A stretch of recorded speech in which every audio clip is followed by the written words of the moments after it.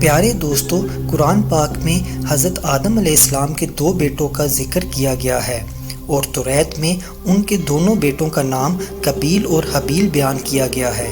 حضرت حوا علیہ السلام کے حمل میں ایک لڑکا اور ایک لڑکی پیدا ہوتے تھے، اور ایک حمل کے لڑکے کا دوسرے حمل کی لڑکی کے ساتھ نکاح کیا جاتا تھا۔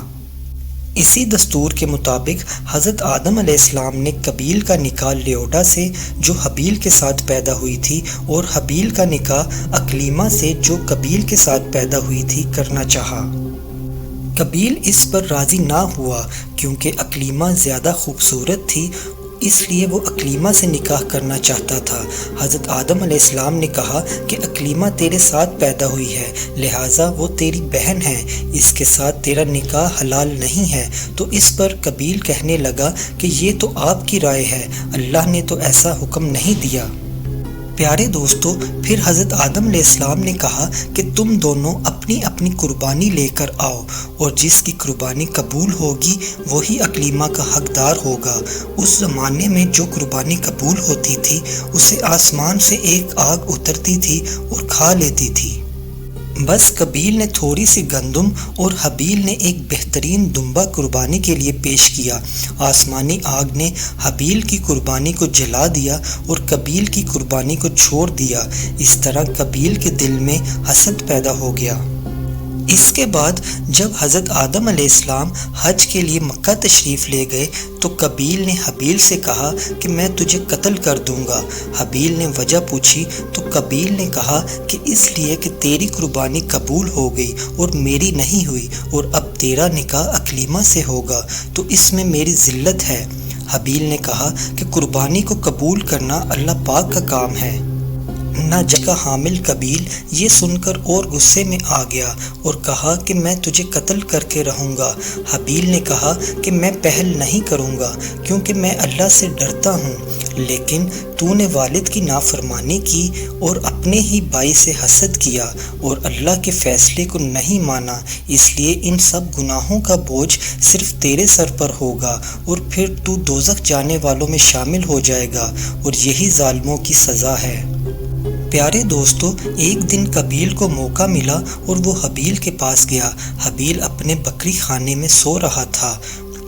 قابیل نے اسے قتل کرنا چاہا، پر قتل کیسے کرے اس کا طریقہ نہیں جانتا تھا۔ پھر شیطان نے اس کے دماغ میں قتل کا طریقہ ڈال دیا، اور قابیل نے ایک بڑا پتھر اٹھایا اور حابیل کے سر پر مار کر اسے شہید کر دیا۔ پیارے دوستو، یہ واقعہ منگل کے دن پیش آیا، اور اس طرح دنیا میں سب سے پہلا قتل کرنے والا انسان قابیل بن گیا۔ قتل کرنے کے بعد قابیل کو لاش چھپانے کا طریقہ نہیں پتا تھا کہ حابیل کی لاش کا کیا کرے، کیونکہ اس وقت تک اس دنیا میں آنے والا کوئی انسان مرا ہی نہیں تھا۔ ابھی تک آدم علیہ السلام کی نسل موت سے دوچار نہیں ہوئی تھی، اس لیے حضرت آدم علیہ السلام نے مردے کے بارے میں کوئی حکم الہی نہیں سنایا تھا۔ کہا جاتا ہے کہ 2 کوے آپس میں لڑے، ان میں سے ایک نے دوسرے کو مار ڈالا، پھر زندہ کوے نے اپنی چونچ سے زمین کو کھود کر ایک گڑھا بنایا، اور پھر اس مرے ہوئے کوے کو اس گڑھے میں ڈال کر اوپر سے مٹی ڈال کر دبا دیا۔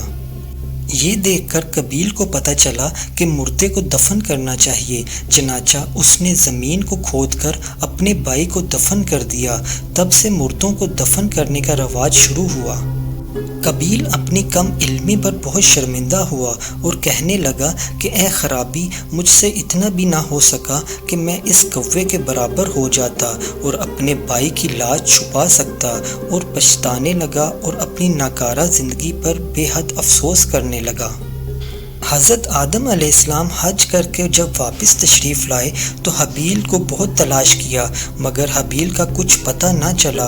انہوں نے اپنی تمام اولاد سے پوچھا، پر کسی نے کوئی صحیح اطلاع نہ دی۔ کچھ نے کہا حابیل کافی دن سے غائب ہے، پتہ نہیں کہاں چلا گیا۔ حضرت آدم علیہ السلام نے حابیل کی جدائی میں کھانا پینا سونا سب چھوڑ دیا، اور دن رات غم اور فکر میں رہنے لگے۔ انہوں نے ایک صبح خواب میں دیکھا کہ حابیل حضرت آدم علیہ السلام کو پکار رہا ہے۔ حضرت آدم علیہ السلام نیند سے چونک کر اٹھے اور زاروں کی طرح رونے لگے۔ انہیں یقین ہو گیا کہ قابیل نے اپنی ناجائز خواہش کی وجہ سے حابیل کو قتل کر دیا ہے۔ اسی وقت حضرت جبرائیل علیہ السلام نازل ہوئے اور حضرت آدم علیہ السلام کے کہنے پر حابیل کی دفن شدہ لاش کا ٹھکانہ بتا دیا۔ آپ کے ساتھ حابیل کی قبر پر پہنچے اور حابیل کی موت کے دکھ میں اتنا روئے کہ آسمان کے فرشتے بھی وہ منظر دیکھ کر رونے لگے۔ جب حابیل قتل ہوا اس وقت حضرت آدم علیہ السلام کے 120 فرزند تھے اور سوائے حابیل کے سب ابھی تک زندہ تھے۔ حابیل کے قتل کے 5 سال بعد حضرت آدم علیہ السلام کی عمر 135 برس تھی کہ آپ علیہ السلام کے ہاں حضرت شیس علیہ السلام پیدا ہوئے۔ حضرت آدم علیہ السلام نے ان کو عطیہ خداوندی سمجھا اور اپنے آخری وقت تک ان سے بہت خوش رہے۔ اپنے آخری وقت میں آدم علیہ السلام نے اپنے بیٹوں کو وصیت کی کہ قریب ہے کہ میں دنیا سے چلا جاؤں اور میرے بعد شیس علیہ السلام میرا قائم مقام رہیں گے اور تم سب اس کی بات ماننا۔ پیارے دوستو، ہمارے پیارے نبی پاک صلی اللہ علیہ وسلم نے فرمایا کہ دنیا میں جب بھی کوئی قتل ہوتا ہے تو اس کا گناہ قابیل کی گردن پر ضرور ہوتا ہے، وہ اس لیے کہ وہ پہلا شخص ہے جس نے یہ ظالمانہ قتل کی شروعات کی اور یہ ناپاک سنت جاری کی۔ پیارے دوستو، دمشق کے شمال میں جبل کسیون پر ایک زیارت گاہ بنی ہوئی ہے جو مقتول حابیل کے نام سے مشہور ہے۔ پیارے دوستو، اپنے سگے بھائی کا قتل کرنا کوئی آسان بات نہیں تھی۔ جب قابیل کو اس کا پہلے خیال آیا ہوگا تو بھائی کی محبت، باپ کی ناراضگی اور اللہ کا عذاب، یہ سب چیزیں راستے میں پہاڑ بن کر کھڑی ہوں گی نامعلوم قتل کرنے کی خواہش میں، اور ان عوامل میں کتنی دیر کشمکش جاری رہی ہوگی، لیکن آخر میں حسد کا جذبہ غالب آ گیا اور قابیل اس کو خوشی سے کرنے پر آمادہ ہو گیا۔ پیارے دوستو، ہر مجرم جرم کرنے سے پہلے ایسی کشمکش سے دوچار ہوتا ہے۔ اگر نیکی کی قوت غالب آ جائے تو جرم سے بچ جاتا ہے، اور اگر شر کو غلبہ حاصل ہو جائے تو گناہ گار بن جاتا ہے۔ اللہ پاک سے دعا ہے وہ ہمیں سمجھنے کی اور نیک عمل کرنے کی توفیق عطا فرمائے۔ آمین۔